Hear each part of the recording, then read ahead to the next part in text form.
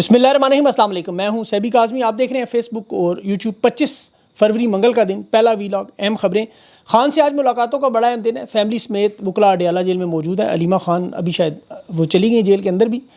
International सतह पर establishment की बड़ी मुलाकातें और बजट पास करने तक का जून तक का टाइम दबाव का शिकार। DJSPR की दौरा लम्स की एक और वीडियो लीक हो गई और ईद के बाद तहरीक इंसाफ बड़ा प्लान कर रही है, उसे तोड़ने का भी प्लान हो रहा है। कौन से लोग तोड़ने की कोशिश है। अपोजिशन इत्तेहाद को बड़ी इस वक्त कामयाबी भी मिली 2 रोज़ा कॉन्फ्रेंस की, उसकी तफसील भी आपके सामने रखता हूँ। और मुआशी तरक्की का भांडा फूट गया। इश्तिहारात के वज़ीर-ए-आज़म की बेटी ने इश्तिहारात कारकर्दगी दिखाई, लेकिन मुल्क की असल हालत क्या है वो मैं आपके सामने रखता हूँ। रोंगटे खड़े कर देने वाली तफसीलात। महंगा तरीन अनोखा एयरपोर्ट, ना जहाज़ ना सवारियाँ ना अमला, अरबों रुपये कहाँ गए। और इंटरनेट समेत सख्त तरीन मईशत सुस्त रफ्तारी। और IMF के वफ्द की 3 मार्च को आमद भी है। और खान के मिलिट्री ट्रायल में आज जजेस ने फैसला, रिमार्क्स जो दे रहे हैं उनसे फैसला नज़र आ रहा है। टाउट फैसला पहले दे चुके हैं। डोनाल्ड ट्रंप ने बहुत बड़ी कामयाबी भी हासिल की और अफ़गानिस्तान से भी असलहा लेने के बदले में जो मामला है, और यूक्रेन का मामला भी। बल्कि तफसील अगर मैं शुरू करूँ तो इसी अहम खबर से, चूँकि ये मामला बराह रास्त जुड़ा हुआ है पाकिस्तान से, ज़हन में रखें। सदर ज़ेलेंस्की यूक्रेन की वाइट हाउस में इस हफ्ते आमद है। दस्तखत मुआहदा होगा, डोनाल्ड ट्रंप ने ऐलान किया और फ्रांस के सदर को साथ बिठा के किया, जो उसे समझाने आया हुआ था। डोनाल्ड ट्रंप ने मादनियात के बारे में भी यूक्रेन की इस मुआहदे की तफसीलात बताई कि इस हफ्ते में वो दस्तखत होंगे और उसके बाद ये मामला साइड पर होगा। यूक्रेन के मामले को पाकिस्तानी इस्टेब्लिशमेंट इस वक्त बहुत गौर से देख रही है। इस पर आने वाली तमाम डेवलपमेंट्स पर भी गहरी नज़र है। मेरी कल बड़ी अहम शख्सियत से बात हुई। उन्होंने ये बात की कि यूक्रेन के मामले से पाकिस्तान के सारे मामले जुड़ चुके हैं। इंटरनेशनल इस्टेब्लिशमेंट से इस वक्त जो बातचीत हो रही है उसमें बाकायदा तौर पर बैनुल अक़वामी दुनिया से जो दबाव आ रहा है और इन्हें ये कहा जा रहा है कि आप अपने मामलात को जल्द अज जल्द ठीक करें। उसके लिए इन्होंने वक्त मांगा कि जून में हमें वफाकी बजट पेश करने दें, क्योंकि IMF 3 मार्च को आ रहा है। वर्ल्ड बैंक हमारे लिए बड़ा ज़रूरी है। हमारे मुआशी इस्तेहकाम दिखाना बड़ा ज़रूरी है। हमारा जो मुआहदा है IMF के साथ, और उसके अलावा जो हमारा CPEC फ़ेज़ 2 है, और उसके अलावा सऊदी अरब हमारे साथ $5 अरब की सरमायाकारी कर रहा है। रेकोडेक्स के प्रोजेक्ट्स हैं। चीन CPEC फ़ेज़ 2 जो है वो शुरू होगा और हमने डॉलर के ज़खायर मुस्तहकम करने हैं। मुआशी इस्लाहात का हमें एक टाइम फ्रेम मिला, उसमें हमें सिर्फ काम करने दें, जून तक ही हमें रिलीफ दे दें, नए हमारे माली मुआहदे होने दें, उसके बाद हम डायरेक्ट इलेक्शन की तरफ चले जाएंगे। हम मुल्क में सियासी इस्तेहकाम लाएंगे, लाजमी लाएंगे। क्योंकि हालात पाकिस्तान में इस कदर बदतर हो चुके हैं कि अब आप देखें कि आपके पास खुशखबरी अगर आती है तो सिर्फ एक ही कि कर्ज़ मिल गया या कर्ज़ की अदायगी मौखर होगी। IMF ने $7 अरब का जो कर्ज प्लान दिया है उसका जायज़ा फ़ंड के लिए वो आ रहे हैं 3 मार्च। उसके बाद ये बहुत बड़ा मामला शुरू होगा। देखें, अवाम की तरफ से बेशक आप कोई बड़ा एहतजाजी मुज़ाहरा ना देखें जो ईद के बाद आपको नज़र आएंगे, लेकिन इस वक्त जो सियासी और मुआशी सूरत हाल इस कदर बिगड़ चुकी है कि ताकतवर हल्के जो हैं वो ख़ुद हुकूमत से भी मुतमईन नहीं है और वो जानते हैं कि माजी में बहुत सी हुकूमतें बग़ैर अवामी एहतजाज के भी गिर चुकी हैं, अंदरूनी दबाव और बैरूनी दबाव से। IMF जो पाकिस्तान का बजट ख़ुद बनाएगा, ये बात याद रखें, अब ये बजट IMF नाफिज करेगा और हालात श्रीलंका वाले हो जाएंगे, क्योंकि पेट्रोल, बिजली, गैस की कीमतों में इजाफा होगा, डॉलर मज़ीद महंगा होगा, महंगाई मज़ीद बढ़ेगी, सब्सिडीज़ ख़त्म होंगी, खाने पीने की अशिया जो है आवाम की पहुँच से दूर होंगी, टैक्सेस में इजाफा होगा, कारोबार और रोज़गार मज़ीद मुतासर होगा। और उसके बाद फिर श्रीलंका में जिस तरह मुजाहिरीन सदर के महल पर धावा बोलने पर उसे वहाँ से भागने पर राजा पाकसे को मजबूर करके, यही मामला, क्योंकि IMF की वही सख्त पॉलिसियाँ हैं। बिजली, गैस और पेट्रोल की कीमतों में 100 से 200% इजाफा हुआ था। अब IMF को ये बताना पड़ेगा कि इसके अलावा आपके पास कोई रास्ता नहीं मईशत बेहतर करने का। अगर ये IMF की मानेंगे तो फंसेंगे, ना मानेंगे तो फंसेंगे। अब इसी सूरत हाल में तहरीक इंसाफ अपनी जो बड़ी तहरीक ईद के बाद शुरू करने जा रही है, उसमें इनका जो पहला मरहला है, जो सबसे बड़ा फेज़ है, वो ऑल पार्टीज़ कॉन्फ्रेंस, जिसमें स्वाय इस्टेब्लिशमेंट की जमातों को छोड़ के 26-27 को तमाम जमातों को इकट्ठा करने की तहात की कोशिश है। और ये इस्टेब्लिशमेंट एड़ी चोटी का जोर लगा रही है कि इसको तोड़ा जाए, तहरीक इंसाफ के लोगों को तोड़ा जाए, फॉरवर्ड ब्लॉक बनाया जाए। वो काला चैनल जो है, वो जो खबरें चलाई जा रही हैं, लोगों के नाम लिए जा रहे हैं जो तहरीक इंसाफ पहले ही छोड़ चुके हैं, अब उन लोगों को सामने लाना, रियाज फतेहाना हो गए, फैसल माडा हो गए, फलां डमकान को लेके कि जी हम तहरीक इंसाफ में एक और जमात बना लेंगे। लेकिन ये ऐसे जाए लेने समझ नहीं आती कि चीज़ें कामयाब नहीं हो सकती। 9 मई के बाद 48 बड़े रहनुमा तोड़े, परवेज़ खटक, जहांगीर तरीन की 2 बड़ी जमातें बनाई। इंजाम क्या हुआ? वो जो छोड़ के गए उनका इंजाम क्या हुआ? 8 फरवरी को लोगों ने किसको वोट दिया? खंबों को, इन लोगों के रहनुमाओं के बगैर। तो कोई साजिश अब कामयाब नहीं हो सकती। खुदा न ख्वास्ता मुल्क तोड़ने की ये साजिश कर सकते हैं, लेकिन तहरीक इंसाफ अब नहीं टूट सकती, क्योंकि तहरीक इंसाफ नाम है इमरान खान का, और मईशत को ये बेहतर कर नहीं सकते। اب خان کی طریقے انصاف کی خوش قسمتی ہے کہ ان کے مخالفین کون ہیں؟ مریم نواز، شہباز شریف، آصف زرداری، اور ان کے حالات کیا ہیں؟ اچھا، اسٹیبلشمنٹ کو لگتا یہ ہے، یہ حقیقت میں یقین کرتے ہیں کہ عمران خان کا اگر کوئی مقابلہ کر سکتا ہے تو مریم نواز ہے. وہ مریم نواز بیوروکریسی کو، شہباز شریف کو، پیپلز پارٹی کو، بلاول کو، ان سب کو یہ پیغام دیتی ہیں کہ آرمی چیف میرے ساتھ ہیں، میں جو چاہے کروں گی. اور آرمی چیف کو چونکہ ظاہر ہے سیاسی حمایت چاہیے ہوتی ہے، سیاستدان میرے ساتھ کھڑے، وہ مریم نواز کو استعمال کرتے ہیں. اب بلاول بلا شبہ پریشان ہے، اس میں کوئی شک نہیں کہ میں وزیر اعظم نہیں بنوں گا، لیکن اس وقت اسٹیبلشمنٹ نے چیلنج ایکسیپٹ کیا ہوا ہے. یہ جو ایک بیانیہ آپ کو بتاتے تھے نا ہمیشہ کہ جی ہم نے عمران خان کو بنایا، اب وہ ضد ہے کہ ہم ہر صورت میں مریم نواز کو بنا کر دکھائیں گے، مریم نواز کی اتنی پروموشن کریں گے، اتنی تصاویر لگائیں گے، اتنے اشتہار لگائیں گے کہ لوگ مجبور ہو جائیں گے ان کا نام سننے پر. لیکن یہ چیز سمجھ نہیں آ رہی کہ طاقت کے ذریعے آپ اقتدار تو بنا سکتے ہیں، حکومت بھی بنا سکتے ہیں، ظلم اور جبر اور خوف کے ذریعے آپ لوگوں کو خاموش بھی کر سکتے ہیں، لیکن یہ سب کچھ مصنوعی ہوتا ہے. سیاستدان کی عوام میں حقیقی مقبولیت آکسیجن کی طرح ہوتی ہے. اقتدار تو ایک وینٹیلیٹر ہے جس کا بٹن جب آن آف کر دیں، آکسیجن ہے عوام. سیاستدان کے لیے اقتدار ضروری نہیں، اقتدار کے لیے سیاستدان ہونا ضروری ہے، مقبول سیاستدان. اب روس میں آپ دیکھ لیں اسٹالن نے کتنا ظلم کیا، اس کا نتیجہ سوویت یونین ٹوٹ گیا، عوام میں وہ مقبول نہیں ہوا. صدام حسین نے ایک وقت میں پارٹی کے تمام مخالفین ختم کر دیے. جب امریکہ نے عراق پر حملہ کیا تو وہی عوام امریکی فوج کا استقبال کر رہی تھی، ملک ٹوٹ گیا. ہٹلر نے بھی کیا، اپوزیشن کو کچل دیا، ختم کر دیا، لیکن حکومت اپنی ختم ہو گئی. ایوب خان، مشرف، ان سب کو دیکھیں، طاقت کے ذریعے میڈیا، عدالتیں سب کنٹرول کیا، لیکن عوام میں مقبول نہیں ہو سکے. اب حالت یہ ہے کہ اس وقت مریم رانی، معاف کیجیے گا، مریم نواز شریف پروموشن کے لیے جو آرمی چیف کے خود آنا پڑتا ہے. اب یہ بیانیہ کیا بنایا جائے، تو ماضی میں ایسا کبھی نہیں ہوا کہ ایک ناجائز پنجاب کی وزیر اعلیٰ جائز ہیں. اب یہ ایسی کون سی مجبوری ہے، وہ تو میں نے آپ کو بتائی، لیکن لوگوں کو یہ سمجھ نہیں آ رہی کہ خان تو لوگوں کی اس وقت عوام کی رگوں میں نظریے کی طرح دوڑ رہا ہے. یہ جتنی مرضی مریم نواز کی پروموشن کریے، اخبارات میں 16 ہیڈنگز پہلے صفحے پر، تمام اخبارات، ان کی سرکولیشن 10,000 بھی نہیں ہوتی. وہ بھی شاید کینٹ کے کچھ علاقوں میں، آپ کو پتا ہے وہ شاید فوجی پڑھتے ہوں گے، سوشل میڈیا تو وہ نہیں دیکھتے، تو وہ شاید پڑھتے ہوں یہ اخبار. باقی تو اس اخبار پر لوگ پکوڑے بھی نہیں رکھتے. مریم نواز کو کہا اپنے خزانے کا منہ پھاڑ دینا ہے، مطلب کھولنا تو دور کی بات ہے، اتنا خرچ کریں عوام کا مال، آپ کے کون سے باپ دادا کا مال ہے.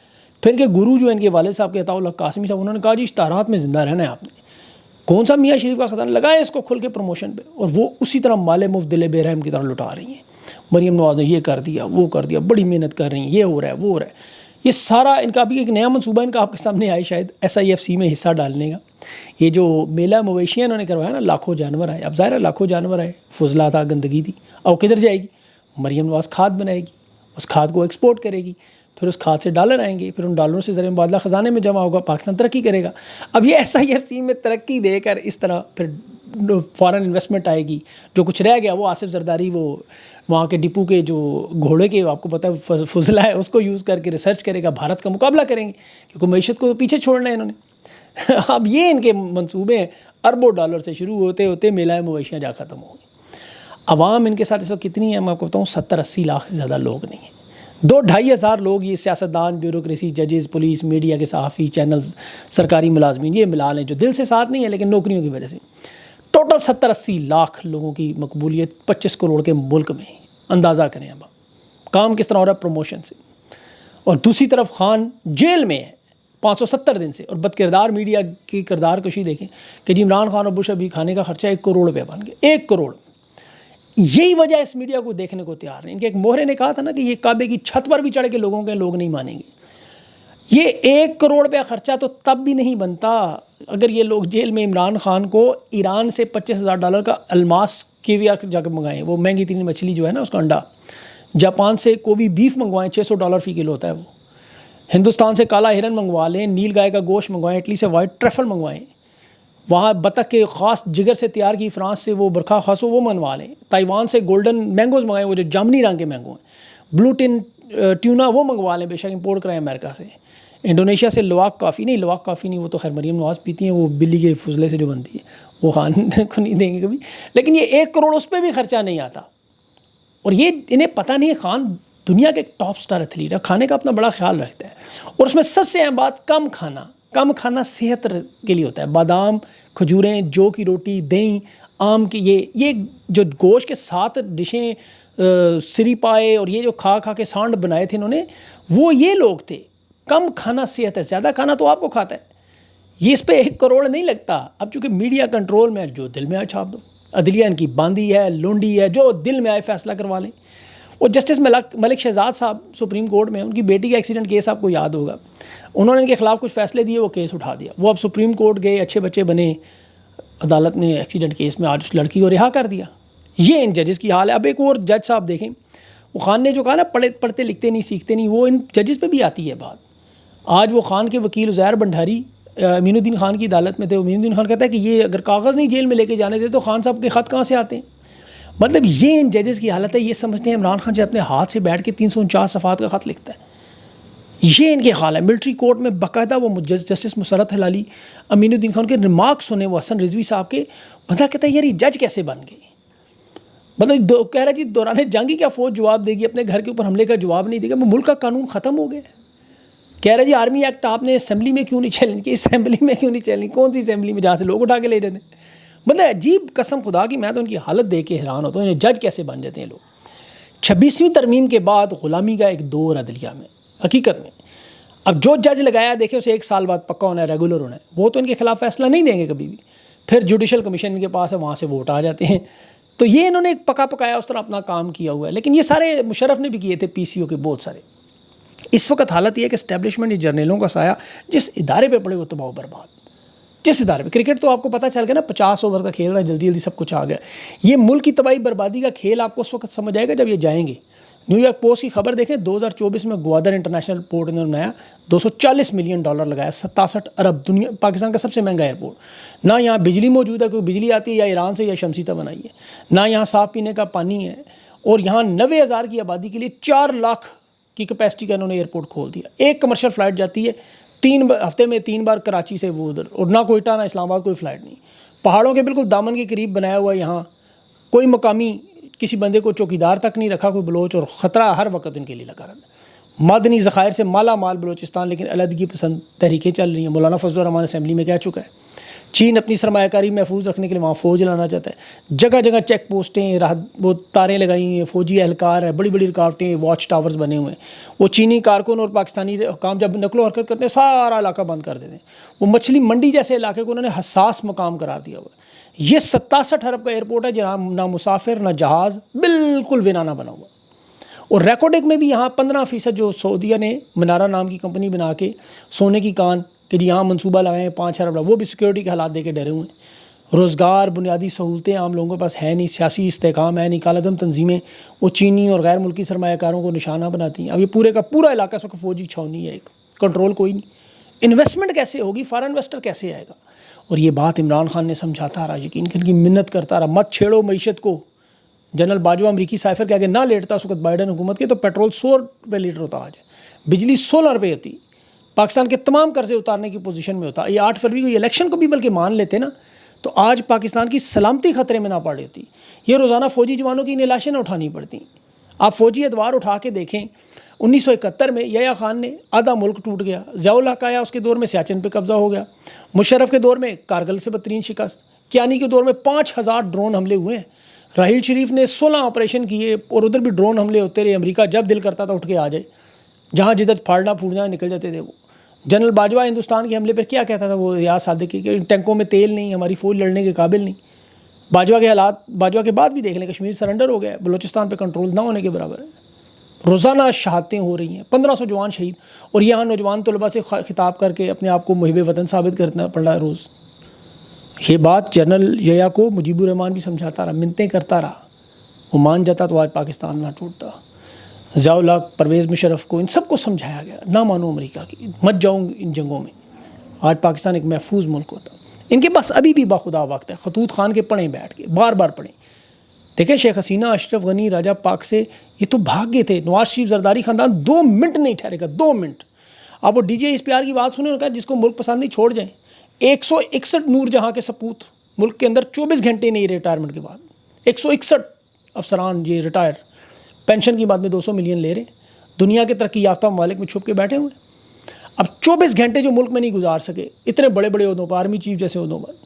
اور حالت پھر کیا، آج انٹرنیٹ کمپنیاں کہہ رہی ہیں ہم سروس پرووائڈ نہیں کر سکتی، انٹرنیٹ سلو ہے. کیا پرووائڈ کریں آپ کو؟ آئی ٹی انڈسٹری میں لوگ بے روزگار بیٹھے ہوئے ہیں.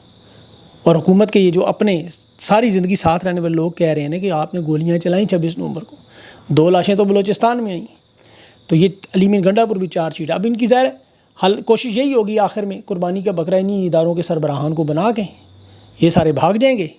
اور اب تحریک انصاف کے پاس آ گیا رمضان کا مہینہ جس میں انہیں اپنی صفیں اکٹھی کرنی ہے، جمع ہونا ہے، اور اس کے بعد سیاسی تحریک چلنا ہے. حکومت جون تک، اس کے بعد مجھے نہیں لگ رہا، اور یہ بڑے ادارے نے جون تک کا وقت ضرور دیں گے کیونکہ پھر دیوالیہ وہ کہتے ہیں نا ٹوٹا بازو اپنے گلے میں، تو اسی طرح یہ پاکستان ان کے گلے پڑ جائے گا کہ پیسے دو، وہ پھر ادھر پھنس جائیں گے. تو اس لیے وہ چاہتے ہیں کہ جون تک کے معاملات ان کے اسی طرح چلیں، اور وہ دباؤ ڈال کے اسے ڈی اسٹیبلائز کرنا بھی افورڈ نہیں کر سکتے کیونکہ وہ نیوکلیئر ہتھیار بھی ہیں. اسی لیے وہ یہ جو غیر ملکی پریشر ہے اس میں آپ کو اس طرح کا دباؤ نظر نہیں آ رہا. وہ اندرون خانہ ان کو سمجھا رہے ہیں کہ مان جائیں، آپ سمجھ جائیں. اب یہ عوام ایک طرف کھڑی ہوگی، ججز کو حوصلہ ملے گا تو پھر معاملہ انشاءاللہ بہتری کی طرف جائے گا. اپنا خیال رکھیں. اگلے ویلاگ تک کے لیے مجھے اجازت دیں. اللہ حافظ.